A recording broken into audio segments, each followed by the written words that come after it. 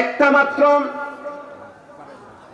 মাত্র কলিমা পৃথিবীতে জবান থেকে উচ্চারণ করেছেন, আর নিজেকে যদি অন্তত মুসলমান হিসেবে যদি আপনি দাবি করেন আমি মুসলমান, এই একটা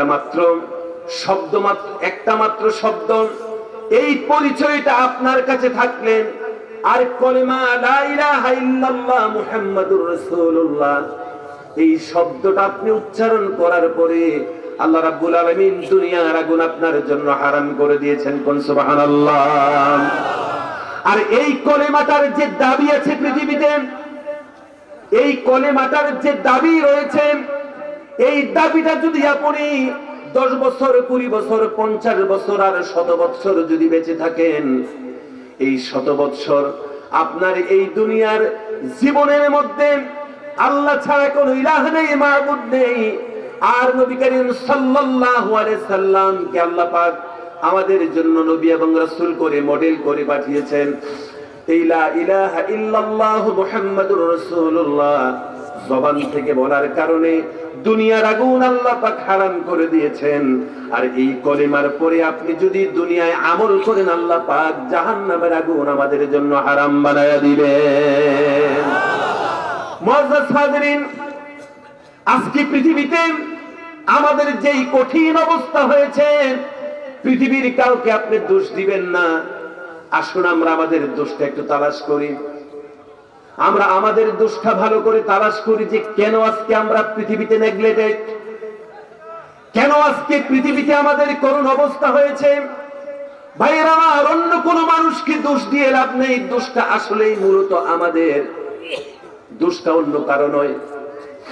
বন্ধুরা আমার, আজকে আমরা যারা বাংলাদেশে আছি, এই বাংলাদেশের মধ্যে যা কয়েক কোটি মানুষ রয়েছে, কত কোটি আছে? 18 কোটি না 20 কোটি? মোর দেন 20 করোড়, প্রায় 20 কোটি মুসলমান বাংলাদেশে, 20 কোটি মানুষ আছে বাংলাদেশে। মুআজ্জাজ হাজিরিন, এই 20 কোটি মানুষ বাংলাদেশে আছেন, পৃথিবীর দ্বিতীয় বৃহত্তম মুসলিম দেশ এটা। আচ্ছা, এই 20 কোটি মুসলমান দেশের, 20 কোটির এই জনসংখ্যার দেশের মধ্যে মুসলমান বেশি কত পার্সেন্ট? 92% না?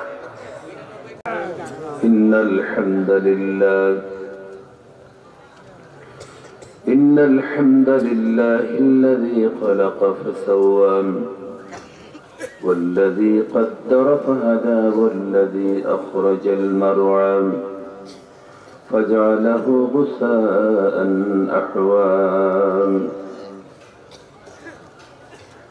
الحمد لله الذي هدانا لهذا وما كنا لنهتدي لولا أن هدانا الله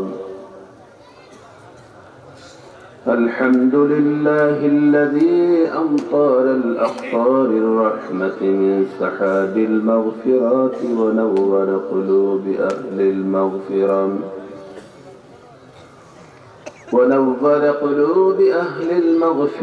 وبفيضان أنور لا إله إلا الله محمد رسول الله ونشهد أن لا إله إلا الله وحده لا شريك له ونشهد أن سيدنا وحبيبنا ومولانا محمدا عبده ورسوله الذي أرسله بالحق بشيرا ونذيرا وداعيا إلى الله بإذنه وسراجا وقمرا منيرا فقد قال الله تعالى في كلامه المجيد وفرقانه الحميد أعوذ بالله من الشيطان الرجيم بسم الله الرحمن الرحيم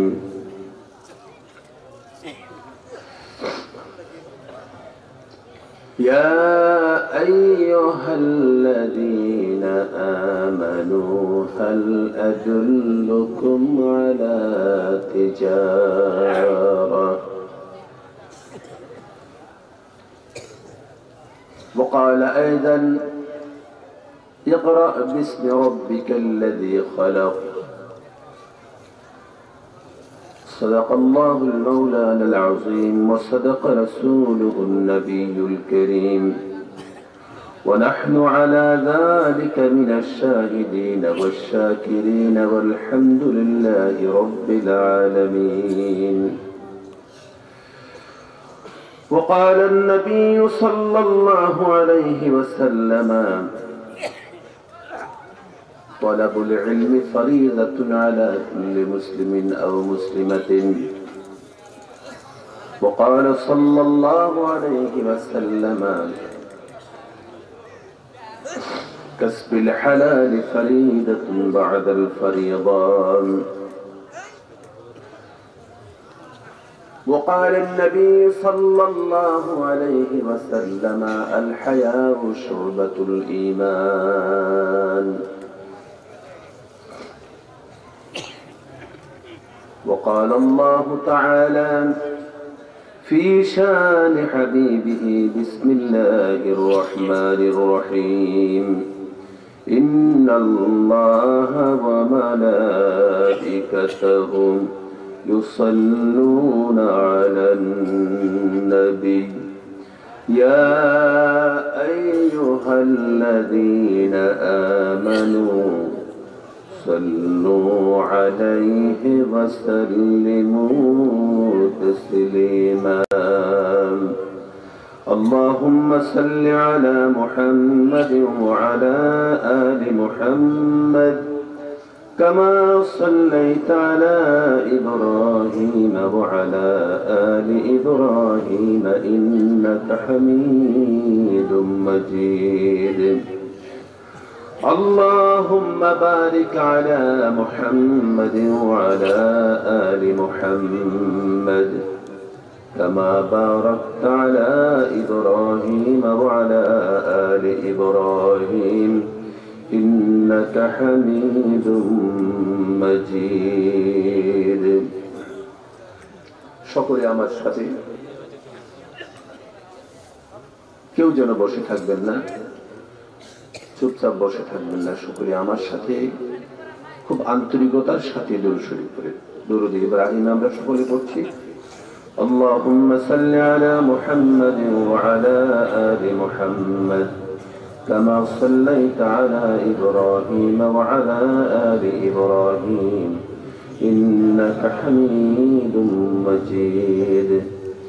اللهم بارك على محمد وعلى آل محمد كما باركت على إبراهيم وعلى آل إبراهيم إنك حميد مجيد. بلغ العلا بكماله كشف الدجى بجماله حسنت جميع خصاله صلوا عليه وآله.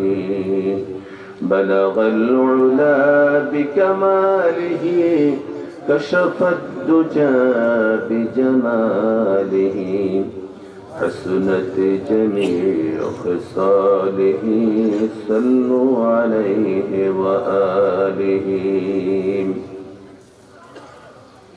جمال حسن یوسف پر جمال حسن یوسف پر فقد عاشق زلیخا تھی. جمال حسن یوسف پر فقد عاشق زلیخا تھی. تمہارے روے روشن پر فدا سارے خدائی ہے. بلغ العلا بکمالہ کشف الدجى بجمالہ حسنت جميع خصاله صلوا عليه وآله. আমরা বাংলাদেশের মানুষ, যা বিশেষ করে আপনারা যারা রয়েছেন, এটা পৃথিবীর দ্বিতীয় বৃহত্তম মুসলিম দেশ। অনেকে হয়তো আপনাদের নিজের এই দেশের গণ্ডি থেকে কেউ বের হননি, হয়তো অনেকে কথাগুলি বুঝতেছেন না। মায়ানমারের মধ্যে মুসলমানদের সাথে যে আচরণটা করেছে এই সূচি নামক এই লেডিস ফেরাউনটা, এই সূচি নামক লেডিস ফেরাউনটা মায়ানমারের মধ্যে মুসলমানের সাথে আচরণ করেছে। মুসলমানদের এই নারীদেরকে তারা ধরে নিয়েছে, তাদের ক্যাম্পের মধ্যে তাদেরকে ধর্ষণ করেছে, উলঙ্গ করে ধর্ষণ করে তাদের ছবিগুলি তারপরে ছবি করে এই ছবিগুলি আপনার পকেটের মধ্যে তারা সেন্ড করেছে, পেস্ট করেছে। তারপরে তাদেরকে এই প্রচন্ড ভাবে তাদেরকে ফিজিক্যাল টর্চার করে তারপরে তাদেরকে তিলে তিলে হাত পা কেটে কেটে তাদেরকে মেরে ভিডিও করে পৃথিবীর মানব জাতির সামনে তুলে ধরেছে। ঠিক কিনা জোরে বলে?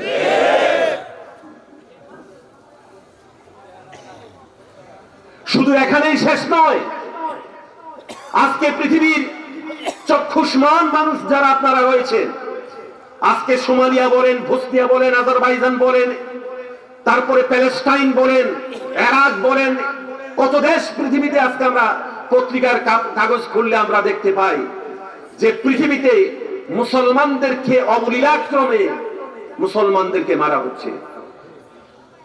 এই পৃথিবীর ন্যায়বাদী যারা, প্রগতিবাদীর নামের দুর্গতিবাদী যারা, এই প্রগতিশীল পৃথিবীর বিশ্ব ব্যবস্থা, এই প্রগতিশীল পৃথিবীর এই বিশ্ব ব্যবস্থা শুধুমাত্র তাকিয়ে থাকে, তার কারণ হচ্ছে মুসলমান জাতি এটা পৃথিবীর দ্বিতীয় শ্রেণীর নাগরিক, তাদেরকে মানুষ মনে করা হয় না। এই জাতি পৃথিবীর সবচাইতে নিকৃষ্ট জাতি। একটা শিয়াল কুকুরের দাম থাকলেও এই জাতির দাম নাই। বর্তমানে আমরা এই জায়গাটায় অবস্থান করছি।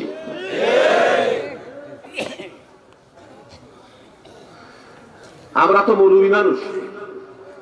এখন যেটা দেখেছেন পোশাক, এটা বিমানের মধ্যেও পরি, রিস্কার মধ্যেও পরি, জমিনে যদি কখনো যাই এটাই পরে যাই, জঙ্গলে যদি কখনো রবার কালেকশন করতে যাই তাহলে এটা পরে যাই। সবসময়ের পোশাকে এটা, যখন রাত্রে ঘুমাতে যায় তখন পোশাক এটাই থাকে।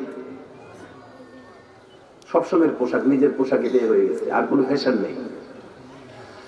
যেই না দেখে যে কাপড়টা একটু নেসফেসাক, মাথায় টুপি আছে, মুখের মধ্যে আব্দুল মাজির দাড়ি আছে, বাস আপনার যে এয়ারপোর্টের মধ্যে যখন ইমিগ্রেশনে আপনাকে শুধুমাত্র হা করে কলিজাটা পর্যন্ত দেখতে চাই যে ওখানেও কোনো কিছু আছে কিনা। বুঝেছে? হায় রে আমাদের রাগ করতেছে, ঘুমিয়ে গেছে। এই যে একটা অবস্থা তৈরি হয়েছে, এখন আমরা কি করা দরকার? সবাই আমরা প্রত্যেকে এক গ্লাস করে বিষ নিয়ে খেয়ে আমরা সুইসাইড করি, ওইটাই ঠিক হবে নাকি? আমরা কি করব জানেন? এই জন্য আমাদের যে অবস্থাটা তৈরি হয়েছে, যে জন্য আমরা আজকে যে অবস্থার মুখোমুখি আমরা হয়েছি, আমাদের যে অবস্থাটা তৈরি হয়েছে তার পিছনে কয়েকটা কারণ আছে, কারণটা একটু তুলে ধরবো। এরপরে যেহেতু এই অর্গানাইজেশন যথেষ্ট আন্তরিকতার সাথে এই মাহফিলকে সাজিয়েছেন, এই মাদ্রাসা, আমরা মাদ্রাসা শিক্ষার গুরুত্বের উপরেও কিছু কথা বলে ইনশাআল্লাহ আমরা এখান থেকে বিদায় নেব। আল্লাহর কাছে ফরিয়াদ করি, আল্লাহ তুমি আমাদের সকলকে বসার তৌফিক ইনায়েত করো বলি আমিন।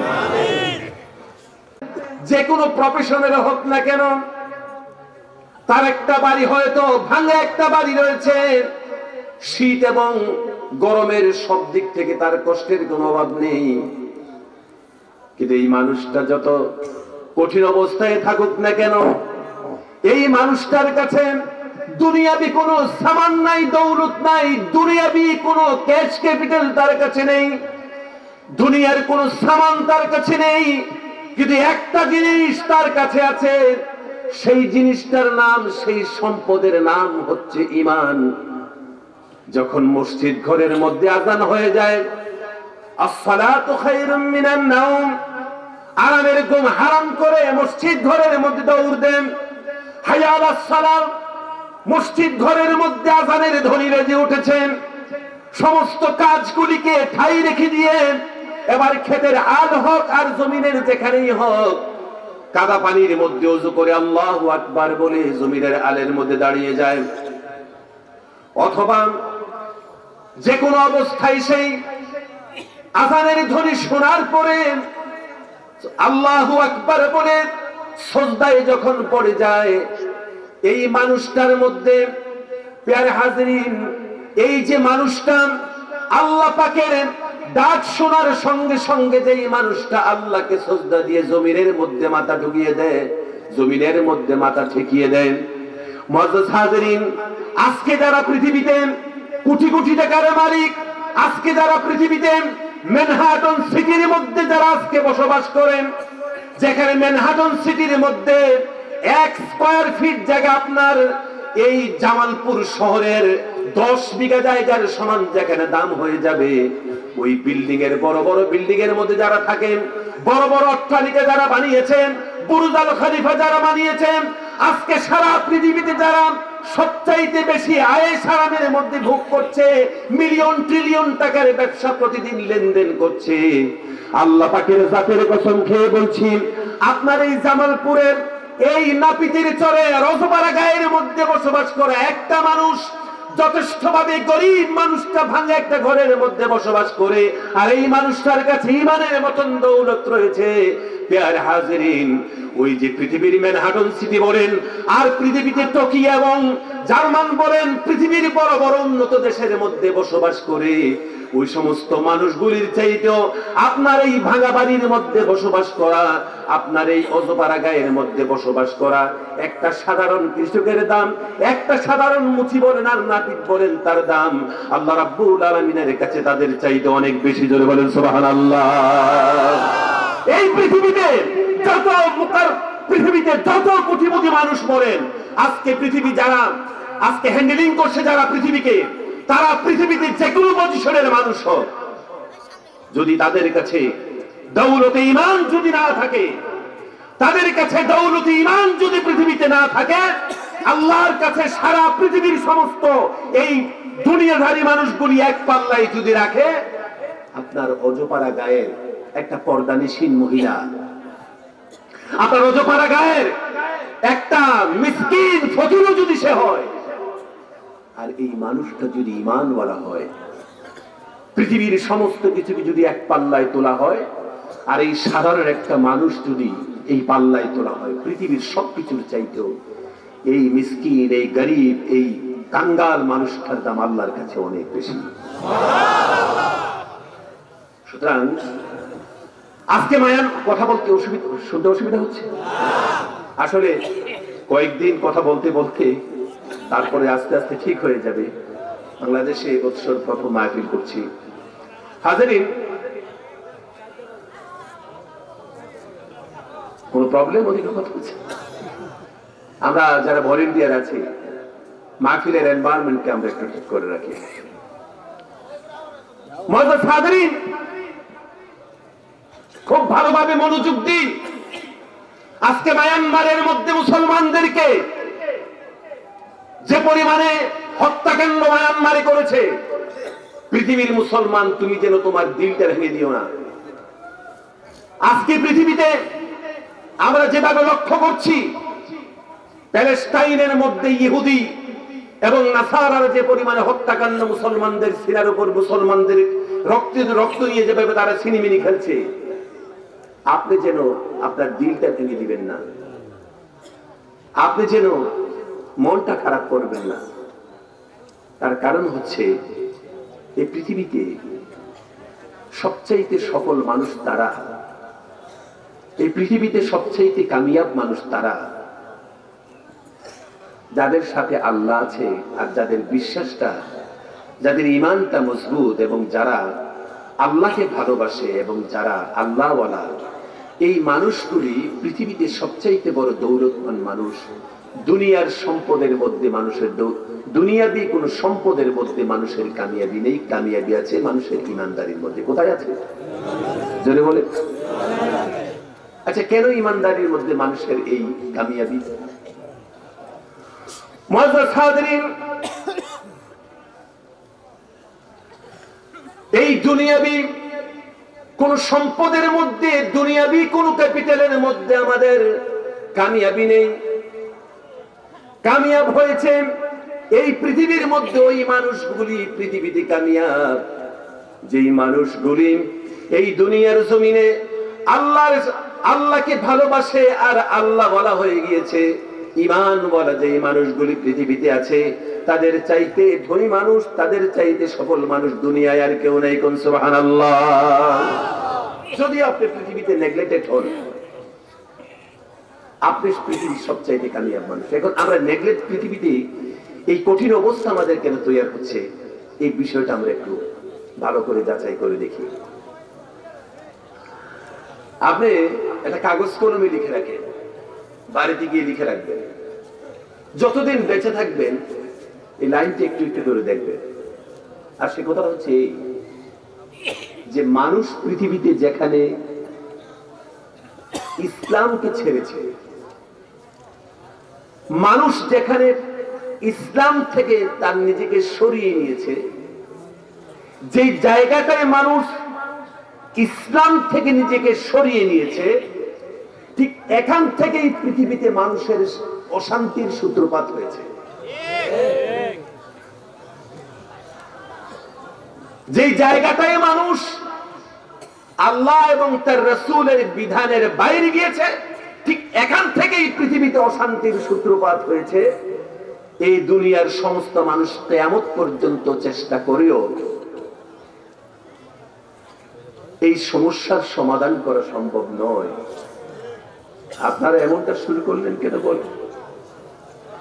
এতটা যদি অসুবিধা হয় আপনাদের, তাহলে ভিতরে তো বসা দরকার ছিল না।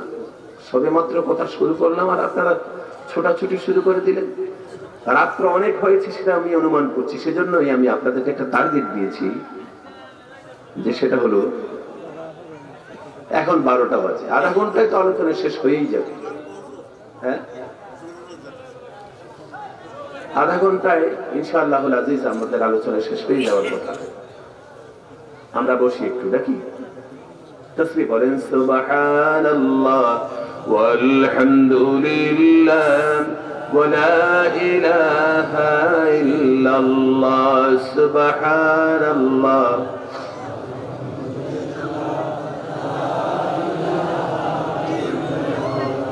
লা ইলাহা ইল্লাল্লাহ লা ইলাহা সুবহানাল্লাহ ওয়ালহামদুলিল্লাহ ওয়া লা ইলাহা ইল্লাল্লাহ। আমরা যারা বেশি অসুবিধা বোধ করি, আমরা একটু সাইডে বসলেই পড়ি। বিশেষ করে ডায়াবেটিসের পেশেন্ট যারা রয়েছেন, বারবার আপনাদেরকে প্রস্রাব যদি যেতে হয়, তাহলে একটু সাইডে আমরা বসি, যাতে করে মাঝখানে মানুষের সমস্যা না হয়। আমরা একটু মাহফিলের সৌন্দর্যতা রক্ষা করার জিম্মাদারি আমাদের। আমরা কি পারবো না আরো আধা ঘন্টা বসে আমরা মুনাজাত করে বাড়িতে যেতে? পারবো না? নিশ্চয়ই আমরা পারবো। আল্লাহ আমাদের বসার তৌফিক দান করুন, বলে আমিন। আমরা আজকে লস এবং লাভ, loss and profit, loss and profit যেটা, এটা আমরা অনেকেই আমার জীবনের লাভ কোনটা লস কোনটা, আমরা কিন্তু আসলে সঠিক লাভ সঠিক লস কোনটা এটা আমরা অনেকে বুঝি না, বা বোঝার পরেও এটা আমরা আমল করতে চাই না।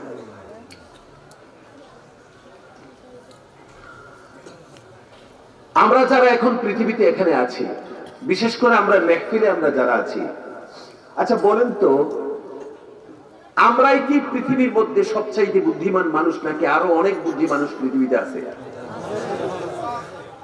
আমরাই পৃথিবীতে সবচেয়ে বেশি বুদ্ধিমান, নাকি আমাদের চাইতেও আরো অনেক বুদ্ধিমান মানুষ আছে? অনেক বুদ্ধিমান মানুষ পৃথিবীতে আছে। বরং মানুষ এতটাই বুদ্ধিমান পৃথিবীতে, কিছু লোহার পার্টসকে, কিছু প্লাস্টিককে, কিছু তামা দস্তা দিয়ে ছোট ছোট পার্টস বানিয়ে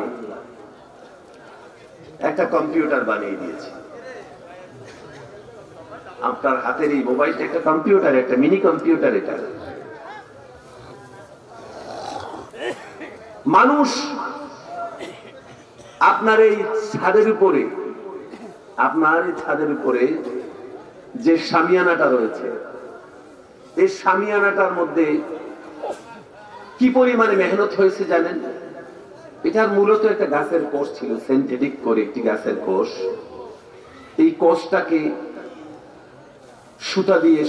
এই কোষটা দিয়ে সুতা বানানো হয়েছে। সুতা বানানোর পরে তারপরে এই বিশাল বড় শামিয়ানা আজকে আমাদের মাথার সামনে এখানে এসে এটাকে স্থাপন করা হয়েছে। তাহলে গাছের এই কোষটার উপরে মেহনত করে, কত মেহনতের পরে আজকে এই শামিয়ানাটা আপনারা দেখতে পাচ্ছেন। এরপরে দেখুন সাধারণ একটা ইট, এই ইটটার উপরে মানুষ চিন্তা ফিকির করে একটা ইট দিয়ে মানুষ 20 তলা 50 তলা বিল্ডিং মানুষ বানিয়ে দিচ্ছে। তার মানে হচ্ছে মানুষের দিমাগ কিন্তু আজকে এটা পিছিয়ে পড়ে, এটা কিন্তু পিছিয়ে নেই। মানুষের দিমাগ দিয়ে আজকে মানুষ কত কিছু আবিষ্কার করছে, কত কিছু পৃথিবীতে আবিষ্কৃত হয়েছে।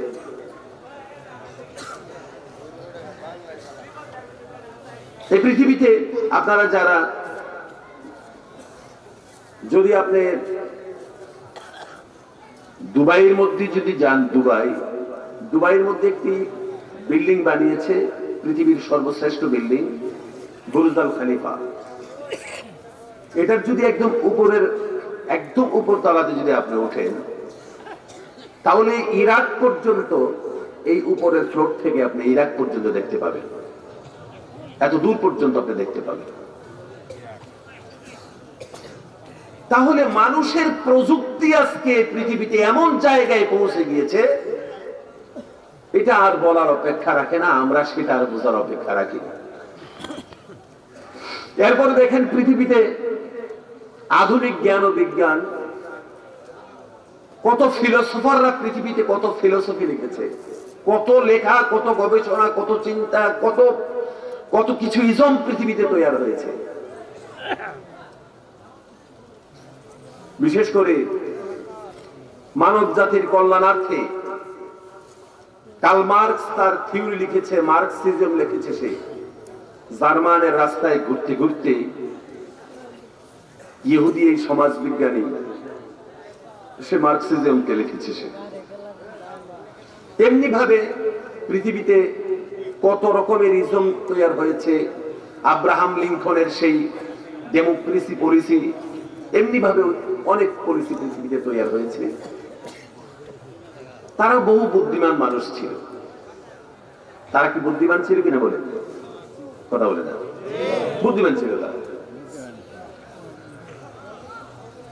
এত বুদ্ধিমান মানুষ পৃথিবীতে থাকতে আজকে রাত্রে যখন এখন 11টা, 11:30, প্রায় 12টার কাটা ছুঁই করছে, এত বুদ্ধিমানদের পৃথিবীতে এত বুদ্ধিমান মানুষ আছে।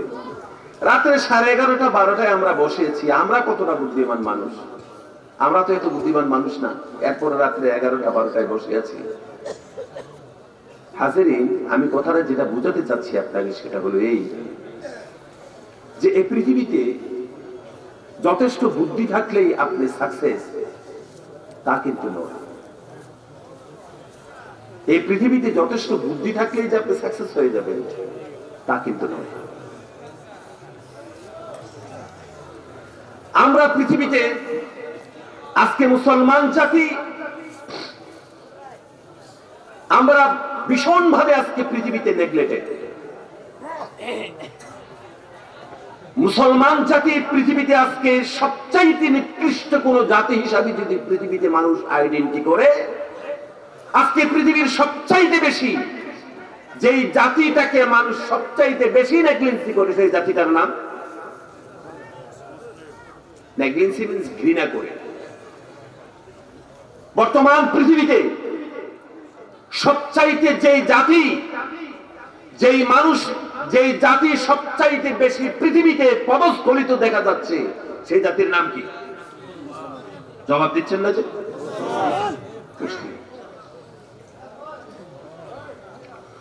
মুআজ্জাজ হাজরিন, আজকে সেই জাতি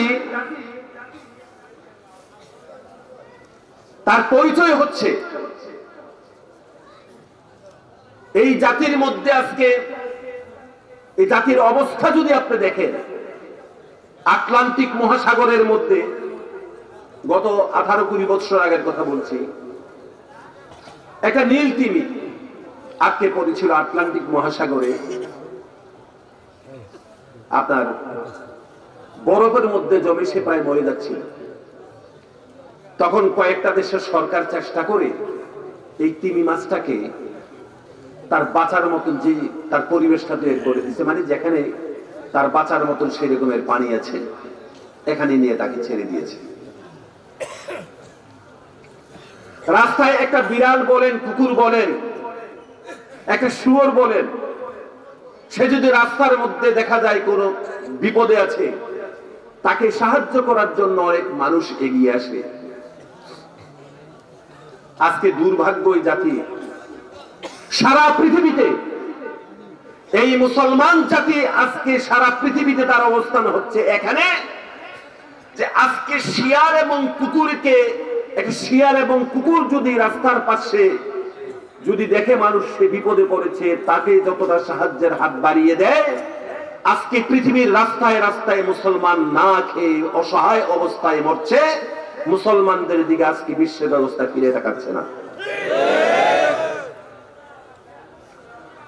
আজকে বিশ্ব ব্যবস্থা মুসলমানদেরকে টেররিস্ট বলছে, ঠিক কিনা জোরে বলে? মুসলমান জাতিকে মনে করছে যে এই মুসলমান জাতি হচ্ছে সারা পৃথিবীতে সবচাইতে বেশি নিকৃষ্ট জাতি, তার চাইতে নিকৃষ্ট জাতি পৃথিবীতে আর নাই। এটা বর্তমান বিশ্ব ব্যবস্থা মনে করছে, ঠিক কিনা বলে? আমরা বাংলাদেশের মানুষ, যা বিশেষ করে আপনারা যারা রয়েছেন, এটা পৃথিবীর দ্বিতীয় বৃহত্তম মুসলিম দেশ। অনেকে হয়তো আপনাদের নিজের এই দেশের গণ্ডি থেকে কেউ বের হননি, হয়তো অনেকে কথাগুলি বুঝতেছেন না। মায়ানমারের মধ্যে মুসলমানদের সাথে যে আচরণটা করেছে এই সূচি নামক এই লেডিস ফেরাউনটা, এই সূচি নামক লেডিস ফেরাউনটা মায়ানমারের মধ্যে মুসলমানের সাথে আচরণ করেছে। মুসলমানদের এই নারীদেরকে তারা ধরে নিয়েছে, তাদের ক্যাম্পের মধ্যে তাদেরকে ধর্ষণ করেছে, উলঙ্গ করে ধর্ষণ করে তাদের ছবিগুলি তারপরে ছবি করে এই ছবিগুলি আপনার পকেটের মধ্যে তারা সেন্ড করেছে, পেস্ট করেছে। তারপরে তাদেরকে এই প্রচন্ড ভাবে তাদেরকে ফিজিক্যাল টর্চার করে, তারপরে তাদেরকে তিলে তিলে হাত পা কেটে কেটে তাদেরকে মেরে ভিডিও করে পৃথিবীর মানব জাতির সামনে তুলে ধরেছে, ঠিক কিনা জোরে বলে?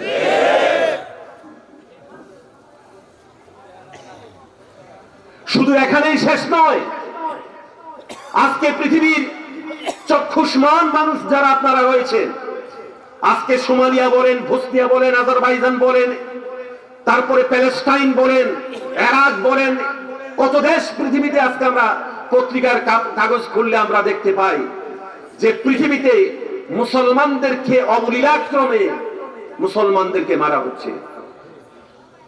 এই পৃথিবীর ন্যায়বাদী যারা, প্রগতিবাদীর নামের দুর্গতিবাদী যারা, এই প্রগতিশীল পৃথিবীর বিশ্ব ব্যবস্থা, এই প্রগতিশীল পৃথিবীর এই বিশ্ব ব্যবস্থা শুধুমাত্র তাকিয়ে থাকে, তার কারণ হচ্ছে মুসলমান জাতি এটা পৃথিবীর দ্বিতীয় শ্রেণীর নাগরিক, তাদেরকে মানুষ মনে করা হয় না।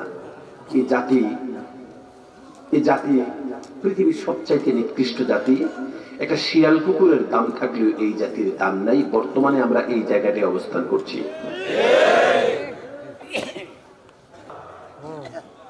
আমরা কোরআন শরীফের ফজিলত বুঝি মরে যাওয়ার পরে। এরকম অবস্থা আপনাদের দেশে আছে না? আমাদের দেশের অবস্থা হলো মা শারীরিক ভাবে অসুস্থ, বাবা কঠিন ভাবে ঘরে অসুস্থ হয়ে পড়ে থাকে, আব্বা আম্মাকে বড় একজন ডাক্তারের কাছে নিয়ে চিকিৎসা করা অতটা পছন্দ করে না। আব্বা আম্মা মরে যাওয়ার পরে 40 নামে আর 30 নামে যত টাকা খরচ করে জীবিত অবস্থার মধ্যে মা বাবার জন্য এই পয়সা করে খরচ করে চিকিৎসা করায় না। ঠিক কিনা বলে মুসলমান? এগুলি বললে আপনারা রাগ হবেন। আমাদের অবস্থা এমন হওয়ার কথা ছিল না। আল্লাহ পাক কোরআন শরীফে বলেছে যে এই মানুষগুলি ঈমানওয়ালা, তারা পৃথিবীতে এবং দুনিয়া আখিরাতে সব জায়গায় তারা সফল। আজকে আমরা মুসলমান হওয়ার পরে পৃথিবীতে এতটা নেগলেক্টেড হয়ে গেলাম, আর আল্লাহর সাথে আমাদের এতটা ডিসকানেকশন হয়ে গেল। আজকে আল্লাহর কাছে দোয়া করলেও আল্লাহ শোনে না, ঠিক না? আমরা বলি যে না, আমরা তো গুনাহগার মানুষ।